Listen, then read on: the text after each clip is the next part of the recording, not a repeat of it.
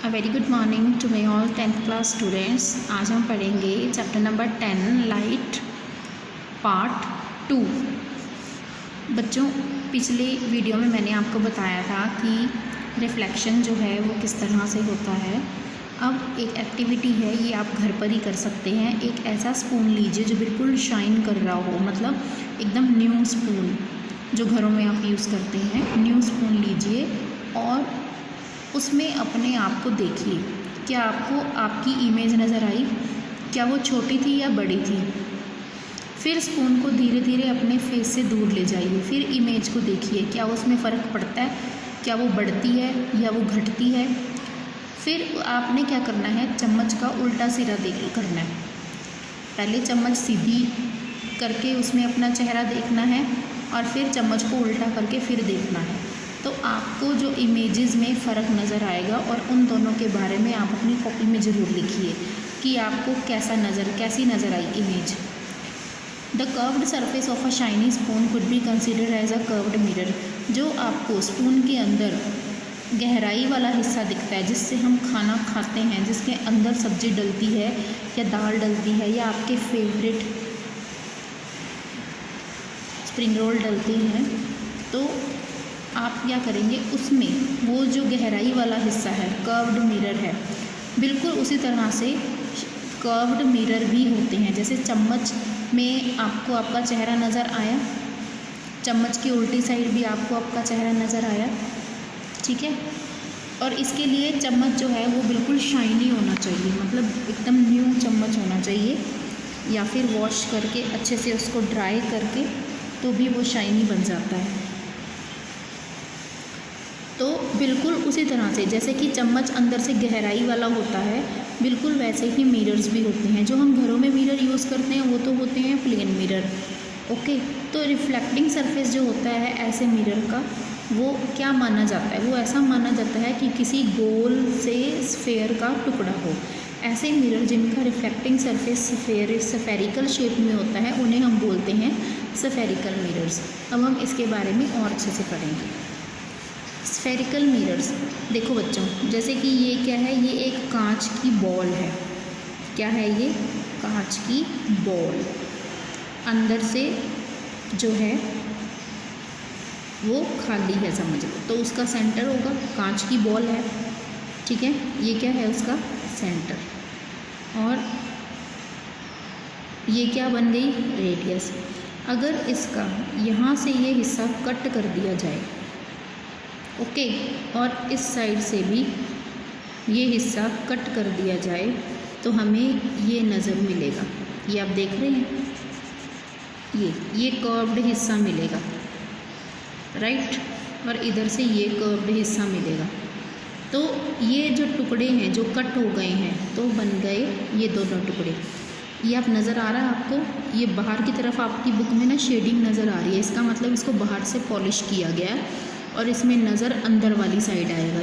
यहाँ आपकी इमेज नज़र आएगी, चम्मच का अंदर वाला हिस्सा, ओके। चम्मच का अंदर वाला हिस्सा, अंदर वाला हिस्सा।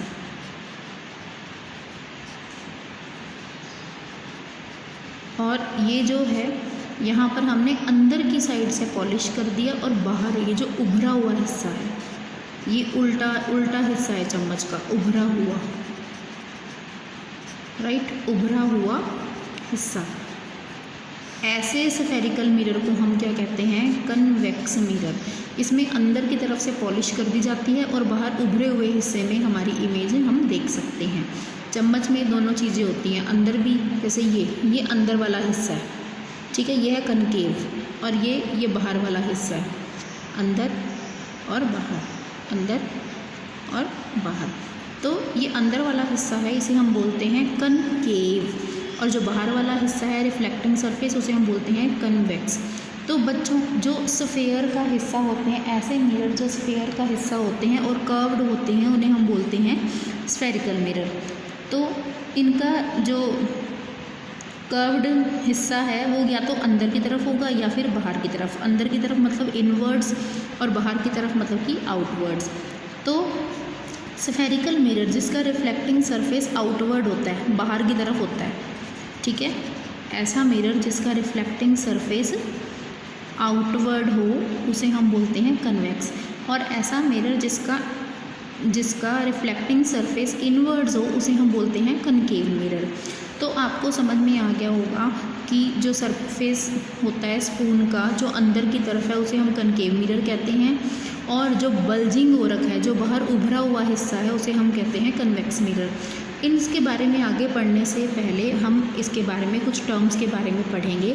तो इन टर्म्स को हम डिस्कशन करते हैं। स्फेरिकल मिरर्स के बारे में कौन कौन सी हैं वो बातें, वो है centre of the reflecting surface of a spherical mirror, जिसे हम बोलते हैं पोल सेंटर। अब ये देखिए ज़रा, ये जो पॉइंट था हमारा, इसे तो हम बोलते हैं सेंटर ऑफ कर्वेचर। देख रहे हैं आप, जैसे ये पूरे एक स्फेयर था, स्फेयर का जो सेंटर है उसे हम बोलते हैं centre of the curvature, right.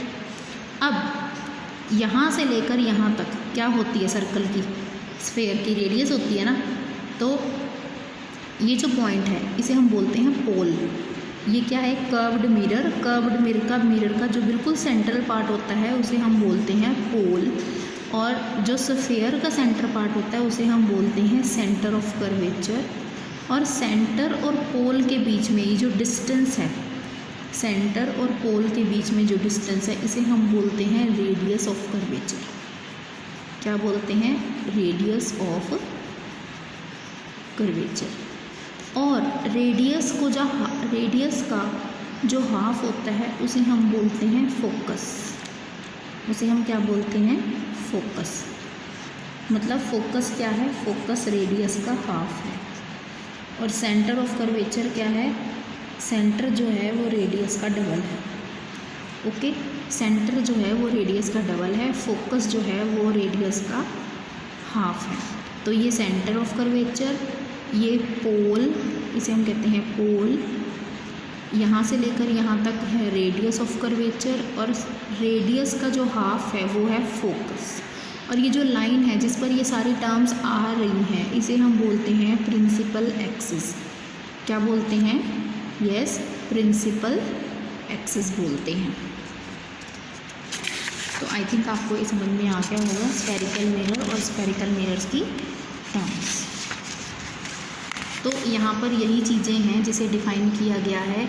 जो रिफ्लेक्टिंग सरफेस है स्फेरिकल मिरर्स का, जो कि स्फेयर से मिलकर बना है, स्फेयर का एक सेंटर था जिसे हम कहते हैं सेंटर ऑफ कर्वेचर, उसको हम सी से डिनोट करते हैं। सेंटर ऑफ कर्वेचर जो है वो मिरर का हिस्सा नहीं है, वो सिर्फ एक पार्ट है, ये उस रिफ्लेक्टिंग सरफेस से दूर एग्जिस्ट करता है। सेंटर ऑफ कर्वेचर जो होता है कनकेव मिरर का वो उसके सामने आता है, और कन्वेक्स मिरर में उसके बैक साइड पे आता है। जो रेडियस होती है स्फेयर की वही रेडियस होती है स्फेरिकल मिरर की, उसे हम बोलते हैं radius of the curvature of the mirror. उसे डिनोट किया जाता है आर से, जैसा कि मैं अभी आपको बता ही चुकी हूँ। तो बिल्कुल वैसे ही एक जो स्ट्रेट लाइन है जो पोल, सेंटर ऑफ कर्वेचर और रेडियस को मिलाती है, उस लाइन को हम बोलते हैं प्रिंसिपल एक्सिस। तो प्रिंसिपल एक्सिस जो होती है वो नॉर्मल होती है मिरर के पोल के, मतलब कि परपेंडिकुलर होती है। तो यही सब चीज़ें मैंने अभी आपको डायग्रामेटिकली बताई थी, ठीक है। तो ये टर्म आपको क्लियर हो गई होगी।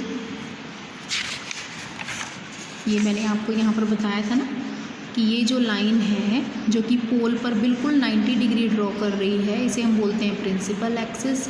स्फेयर का जो सेंटर है उसे बोलते हैं centre of curvature. Centre of curvature से पोल तक के जो डिस्टेंस है उसे हम बोलते हैं रेडियस ऑफ कर्वेचर, और रेडियस ऑफ कर्वेचर का जो हाफ होता है उसे हम बोलते हैं फोकस। ओके बेटा, तो ये इनके बीच में रिलेशन था, यही उसमें बता रखा है। आप इसमें एक और चीज़ ध्यान से देखिए, ये जो सरफेस है ये है, ये आपका इधर वाला जो हिस्सा है वो ये बना रखा है, ठीक है। तो इसमें रिफ्लेक्शन कहाँ से होगी, बाहर वाले हिस्से से होगी।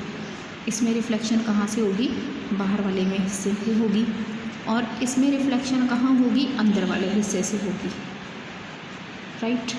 तो इन दोनों के जो रे डायग्राम है उनसे रिलेटेड हमें आगे पढ़ना होगा। तो आइए हम इसमें दो डायग्राम देखते हैं। ये देखिए ज़रा, ये हमारा कनकेव मिरर है, विच वन, कनकेव, और ये हमारा कन्वेक्स है, ठीक है, आपने देखा था कनकेव, ये जो सर्कल हमने बनाया था, ठीक है, ये हमने सर्कल बनाया था जिसका ये वाला हिस्सा, ये वाला हिस्सा, ये कौन सा हिस्सा है, ये कनकेव, ठीक है। तो इसमें सेंटर यहाँ था, फोकस यहाँ था और पोल यहाँ था, ऐसा ही था ना। तो बिल्कुल वही है, देखो ये रहा सेंटर, ये रहा फोकस और ये रहा पोल। और ये क्या है, एम से लेकर एन तक, इसे हम बोलते हैं अपर्चर। क्या बोलते हैं इसे, अपर्चर। मतलब सिर्फ इतनी ही रेंज है जहाँ तक इसमें लाइट आएगी और आगे से रिफ्लेक्ट हो सकती है। नेक्स्ट देखिए, ये है हमारा कन्वेक्स मिरर, ये इधर वाला हिस्सा है, ओके। तो इधर वाला हिस्सा, ये वाला, तो इस वाले हिस्से में आप देख रहे हैं सी इस तरफ है, एफ इस तरफ है और पी इस तरफ है। इधर तो कुछ नहीं है ना, खाली है। तो इसलिए जब ये ड्रॉ किया गया यहाँ पर, तो ये देखिए जब, तो इसमें सी और एफ इधर ही आएंगे ना, और इस वाले हिस्से में इधर आएंगे सी और एफ, और इस वाले हिस्से में इस तरफ आएंगे सी और एफ। ठीक है बच्चों, ये है सेंटर ऑफ कर्वेचर, ये है फोकस और ये है पोल। और इन सबको मिलाने वाली जो लाइन होती है उसे हम बोलते हैं प्रिंसिपल एक्सिस। ओके ओके बेटा।